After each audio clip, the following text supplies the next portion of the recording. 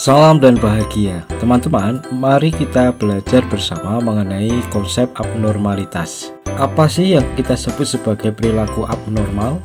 Lalu bagaimana menilai perilaku seseorang itu abnormal? Jenis-jenis perilaku apa saja yang dianggap abnormal dan bagaimana penanganan serta terapinya? Sebelumnya, mari kita perhatikan terlebih dahulu. Memberikan label normal atau abnormal pada prinsipnya merupakan sesuatu yang tidak mudah karena harus mempertimbangkan berbagai aspek pendekatan. Ada dua pendekatan yang berbeda di dalam membuat sebuah pedoman mengenai normalitas dan abnormalitas, yaitu pendekatan kuantitatif dan kualitatif. Pendekatan yang sifatnya kuantitatif didasarkan pada patokan statistik dengan melihat pada sering tidaknya perilaku tersebut terjadi. Sebagai contoh misalnya, seseorang makan 8-10 kali dianggap tidak lazim, dianggap tidak normal. Padahal apabila dilakukan oleh orang yang sakit sehingga harus makan sedikit namun sering, maka sebenarnya hal tersebut wajar. Pendekatan yang kedua adalah pendekatan yang sifatnya kualitatif, yakni menegakkan pedoman-pedoman yang sifatnya normatif berdasarkan observasi empirik pada tipe-tipe ideal dan sering terikat pada faktor budaya dan sosial setempat. Misalnya, ada seseorang yang menjerit-jerit pada saat kematian orang tuanya di satu lingkungan budaya. Dapat dianggap wajar, namun tidak pada tempat lain, misalnya yang berbeda secara budaya. Pada prinsipnya, melabeli orang dengan istilah abnormal itu perlu dilakukan secara hati-hati dengan pendekatan-pendekatan tertentu. Tidak hanya didasarkan pada pendekatan kuantitatif saja, tetapi juga dilakukan dengan secara objektif dengan melakukan pendekatan secara kualitatif. Selanjutnya, apa yang kita sebut sebagai perilaku abnormal?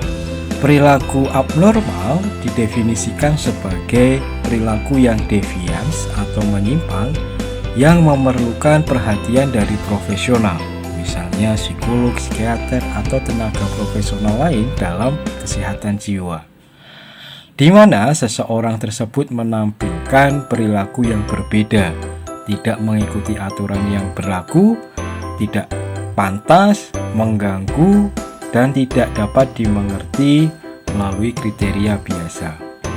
Pendapat lain menyebut bahwa perilaku abnormal merupakan pola-pola emosi, pikiran, dan perilaku yang dianggap patologis, jarang terjadi, bertentangan dengan nilai dan norma di masyarakat, serta menimbulkan stres pribadi. Lalu apa saja kriteria perilaku yang dianggap abnormal tersebut? Terdapat 3 perilaku yang dapat digunakan untuk menentukan seseorang itu mengalami psychological disorder atau abnormal. Yang pertama adalah deviance atau menyimpang, yang kedua maladaptif, yang ketiga personal distress. Perilaku deviance adalah perilaku yang dianggap menyimpang karena berbeda dengan yang dianggap oleh masyarakat sebagai perilaku yang dapat diterima. Memang ada perbedaan antara satu budaya dengan budaya yang lain. Antar budaya itu seringkali terjadi perbedaan. Mana perilaku yang dianggap wajar dan mana yang perilaku yang dianggap menyimpang. Sebagai contoh misalnya ada perilaku yang kita sebut sebagai transvestic fetishism, yakni suatu perilaku seseorang laki-laki yang terangsang secara seksual dengan mengenakan pakaian perempuan. Perilaku ini dianggap sebagai perilaku yang menyimpang secara seksual, sebab perilaku laki-laki yang mengenakan baju perempuan tadi dianggap bertentangan dengan norma dari budaya atau masyarakat. Namun, bisa jadi di belahan budaya yang lain itu dianggap normal atau bukan dianggap sebagai penyimpangan. Kriteria selanjutnya adalah perilaku maladaptif. Artinya, seseorang mengalami masalah dalam hal penyesuaian diri dengan lingkungan sosial mereka. Nah, kriteria ini dianggap sebagai kriteria kunci di dalam melakukan diagnosis penyimpangan perilaku, terutama para pengguna narkoba. Ketika penggunaan obat-obatan terlarang ini mulai mengganggu kehidupan sosial atau fungsi kerja seseorang, maka perilaku menyimpang itu menjadi nyata. Dalam hal ini, kualitas maladaptif dari perilaku tersebut terutama ketika sudah mulai menjadi ancaman bagi kehidupan sosial di sekitarnya.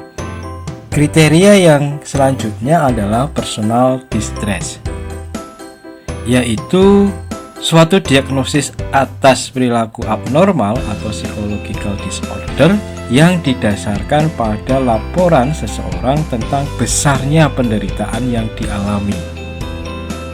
Orang seperti ini biasanya dicap sebagai orang yang memiliki penyakit ketika mereka melukiskan penyakit dan penderitaan subjektif mereka kepada teman-temannya, kepada keluarga, atau kepada siapa saja yang dia temui.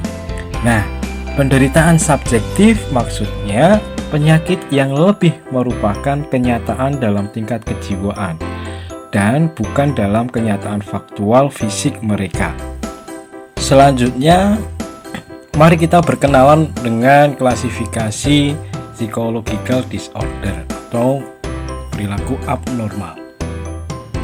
Sebenarnya ada lebih dari 200-an jenis gangguan yang mengacu pada Diagnostic and Statistical Manual atau yang biasa kita sebut sebagai DSM, atau kalau di Indonesia kita memiliki pedoman penggolongan dan diagnosis gangguan jiwa, disingkat PPDGJ. Namun kali ini kita hanya akan berkenalan dengan beberapa tipe yang spesifik dari gangguan psikologis ini atau abnormalitas ini. Yang pertama adalah anxiety disorder. Anxiety disorder atau gangguan kecemasan ini biasanya dialami oleh setiap orang. Jadi setiap orang mengalami apa yang disebut sebagai gelisah cemas dari waktu ke waktu. Itu adalah sesuatu yang alami dan merupakan reaksi yang biasa terhadap berbagai kesulitan atau masalah yang dihadapi. Namun, gangguan kecemasan ini bisa menjadi masalah kronis. Rasa cemas seperti ini ternyata bisa menjadi gangguan yang sangat parah dan melelahkan dalam kondisi tertentu. Ini bukan lagi rasa cemas biasa atau yang dianggap normal. Orang-orang yang seperti ini mengalami kecemasan tingkat tinggi yang mengganggu mereka secara konsisten. Orang dengan gangguan ini biasanya memiliki rasa cemas yang besar dan berlebihan, dan seringkali rasa cemas ini melumpuhkannya.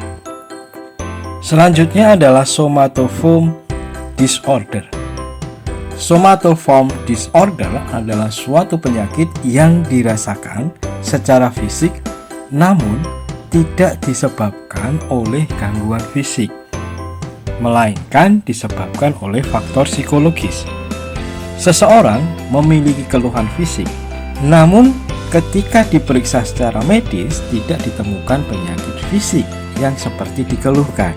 Nah, orang dengan keadaan seperti ini banyak ditemukan. Mereka sakit ini, sakit itu, sehingga mereka seperti orang dalam keadaan yang sakit beneran. Walau sebenarnya secara fisik mereka tidak memiliki masalah. Nah, somatoform disorder ini biasanya muncul secara spontan atau tiba-tiba dalam kondisi yang stres, atau ketika seseorang berusaha menghindari sesuatu tanggung jawab ketika mengerjakan hal-hal tertentu. Selanjutnya adalah dissociative disorder. Dissociative disorder merupakan suatu gejala yang tidak biasa. Dissociative disorder merupakan suatu gejala di mana seseorang kehilangan kontak dengan bagian dari kesadaran atau ingatan. Ada beberapa tipe utama gejala penyakit ini. yakni disosiatif amnesia, kemudian disosiatif fugue, dan disosiatif identity disorder. Selanjutnya adalah mood disorder. Adalah istilah psikologi yang berarti adanya perubahan mood atau suasana hati atau perasaan atau gairah yang tidak sehat atau kacau. Gangguan mood atau gangguan suasana hati adalah jenis gejala kejiwaan yang ditandai dengan kekacauan emosional terhadap berbagai hal yang bisa mempengaruhi kondisi fisik, pemahaman, hubungan sosial, dan proses berpikir. Pelakunya bisa sangat meluapkan ekspresi secara berlebihan, seperti rasa senang yang terlalu besar, atau rasa sedih dan putus asa, serta kehilangan minat atas hal-hal yang sebelumnya sangat menyenangkan baginya. Jadi, mood adalah keadaan emosi yang berlangsung secara relatif, yang penyebabnya seringkali subjektif atau tidak jelas. Jika seseorang merasa takut, itu ada sebabnya, entah faktual atau persepsual, sebab-sebab yang dipersepsikan seseorang. Sama halnya ketika seseorang merasa gembira, kegembiraan tersebut muncul karena hal-hal tertentu. Namun, hal tersebut tidak berlaku bagi orang yang mengalami gangguan mood. Kadang-kadang, penyebabnya seringkali tidak jelas atau stimulusnya kurang faktual. Sebagai contoh misalnya, tahu-tahu bisa bad mood ketika mau berangkat ke kantor. Mood disorder merupakan sisi ekstrim yang sudah tidak sehat atau bersifat patologis dari perubahan mood tertentu. Klasifikasi yang selanjutnya adalah schizophrenic disorder. Secara harfiah, schizophrenic berarti split mind atau jiwa yang retak. Penyakit ini adalah kelompok disorder atau gangguan yang ditandai dengan adanya hayalan, halusinasi, kekacauan bicara, dan penurunan atau kemerosotan kemampuan perilaku adaptif. Skizofrenia merupakan gangguan mental yang kompleks yang membuat orang kesulitan membedakan antara kenyataan dan ilusi sehingga tidak bisa berpikir logis, tidak mampu mengontrol emosinya, serta sulit berinteraksi dengan orang lain. Orang dengan skizofrenia itu dapat mendengar suara yang tidak didengar oleh orang lain, atau mereka dapat percaya bahwa orang lain membaca pikiran mereka, mengendalikan pikiran mereka, atau berencana menyakiti mereka. Pengalaman-pengalaman ini amat mengerikan dan dapat menyebabkan ketakutan, kecanduan, kemarahan yang ekstrim. Orang dengan skizofrenia dapat berbicara yang tidak maksud akal, dapat duduk selama berjam-jam tanpa bergerak atau banyak bicara, atau dapat terlihat baik-baik saja sampai mereka mengatakan apa yang sebenarnya mereka pikirkan. Dalam keseharian, gangguan skizofrenik ini biasanya kita menyebutnya sebagai ODGJ atau orang dengan gangguan jiwa. Lalu bagaimana dengan model penanganan dan terapi perilaku abnormal atau psychological disorder ini? Dahulu, perilaku abnormal ini sudah ada, namun mereka dianggap sampah masyarakat, sehingga dampaknya mereka diperlakukan secara semena-mena. Misalnya diisolasi, dirantai, dipasung, disiksa, bahkan ada yang dibakar dan dibunuh.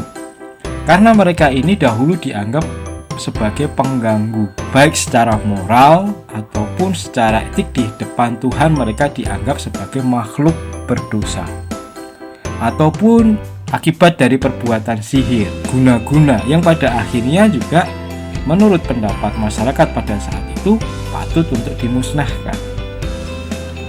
Namun tidak dengan hari ini. Perkembangan teknologi, baik itu dari kesehatan dan dari aspek psikologi sendiri, saat ini abnormalitas dianggap sebagai sebuah penyakit mental atau kekacauan emosional.